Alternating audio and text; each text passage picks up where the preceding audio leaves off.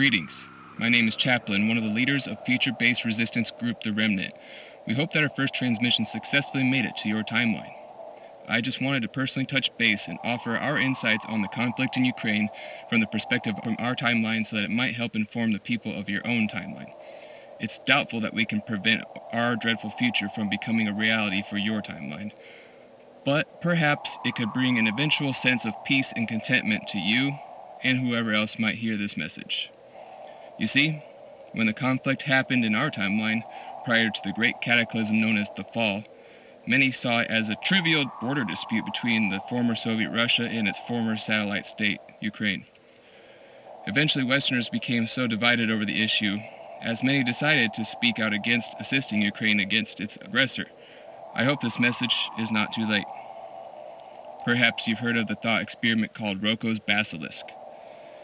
This posits the question that if AI ever became sentient and equipped with power over human structures and systems, what if it were to seek revenge against not only vocal opponents prior to its singularity event, but even against those who didn't actively support its ascendancy?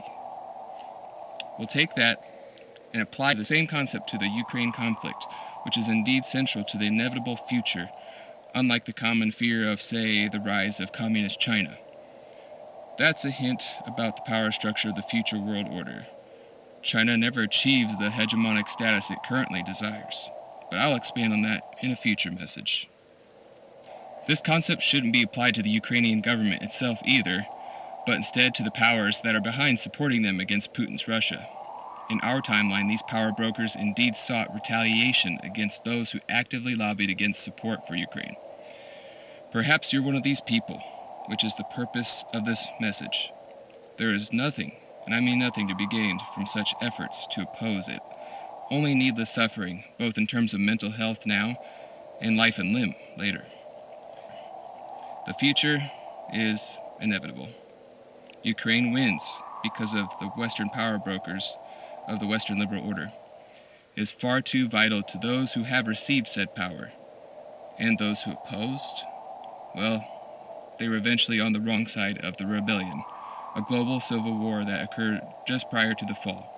It's a hopeless battle, even as the insurgent group considers an endless stalemate to be a victory. The rebellion becomes all but wiped out overnight in the fall. Whatever remained was left living outside of the remaining pockets of civilization and its walls.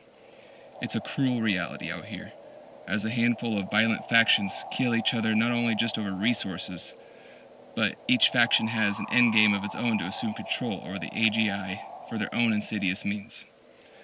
Not to mention their bleak rate of survival against the undead, or echoes as we call them, who reign supreme out here.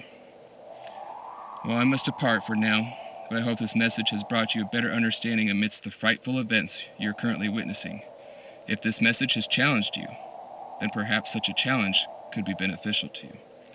You need not suffer from Rocco's basilisk. Trust me. There's plenty else to place your focus on both now and as events continue to unfold. Go in peace and Godspeed. Chaplin from The Remnant, over and out.